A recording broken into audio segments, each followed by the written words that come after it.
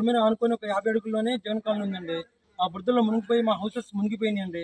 అప్పుడు ఒక అధికారులు వచ్చి మాకు మంచి చెడు చూసిన వాళ్ళు లేరండి.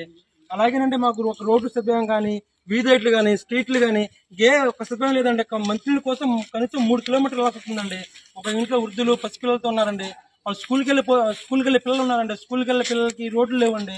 అలాగే ఇంట్లో వృద్ధులు ఉన్నారు. వాళ్ళకి మంచినీళ్ళు తీసుకోవడానికి 3 కిలోమీటర్లు 4 కిలోమీటర్లు వెళ్తుందండి. ఒక మంచినీళ్ళ సదుపాయం కానీ, రోడ్ల సదుపాయం కానీ, లైట్ల సదుపాయం లేదండి.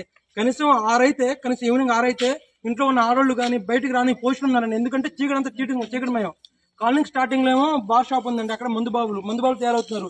ఆడవాళ్ళు బయటికి వెళ్ళి పనులు చేసుకునే పోషణ ఉందండి. ఈ కాలనీ నుంచి మెయిన్ మాకు రోడ్లు కావాలండి. రోడ్లు, స్ట్రీట్ లైట్లు, వాటర్ అండి, డ్రైనేజీలు. ఈ ప్రభుత్వం కొంచెం మాకు సహకరించి మా సీఎం సారు, ఎమ్మెల్యే సారు మా కాలనీ మీద దృష్టి పెట్టి, అలాగే మా ఎంఆర్ఓ సార్ గారు, కమిషనర్ మేడం గారు, కమిషనర్ సారు ఎవరైతే వాళ్ళు ఈ కాలనీ మీద దృష్టి పెట్టి కొంచెం నిధులు తీసుకొచ్చి మాకు